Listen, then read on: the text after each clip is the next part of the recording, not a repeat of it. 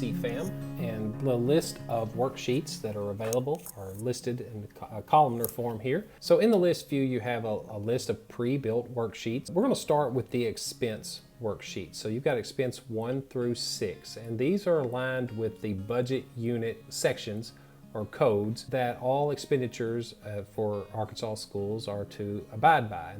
Let's start with expense 1. So expense 1 loads up, and the first thing you do on every worksheet is check your filters. And the filters are on the right. You can see the little yellow squares or rectangles. And you need to select some of these in order for data to populate. So right now we don't have any filters selected other than transactions, but we don't have a district selected. So for our purposes here today, I want to select a search by clicking here and then just typing in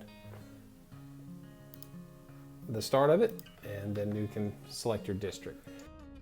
After filtering for the district, I want to bring your attention to the expense column options. From this list, you can filter any selected section of the budget unit, but for this video, I'm going to focus on the fund selection.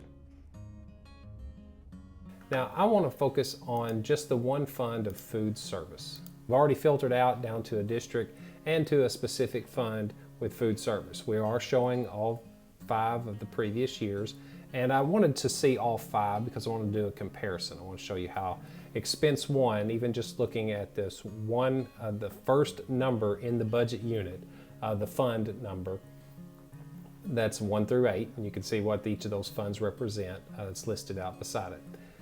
And so this is set to analysis budget balance. And so budget balance, what does that do? So let's look at year 18. So FY18, here's our expenditures in the gray.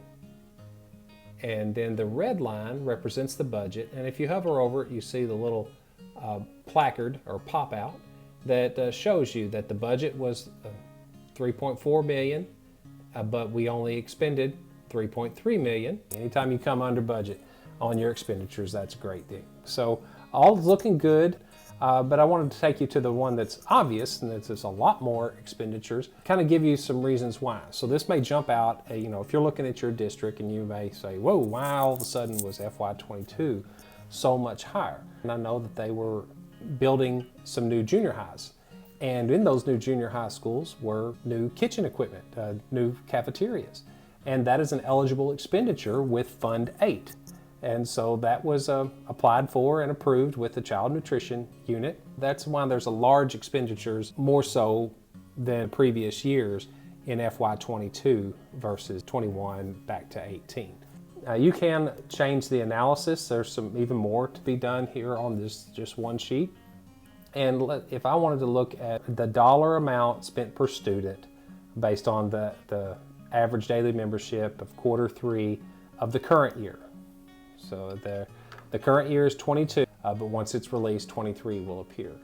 And you can see there was a lot more spent per student in 22, but again, that was due to the kitchen equipment purchased for 2 new facilities. So that was a lot to glean just from changing these filters or the analysis.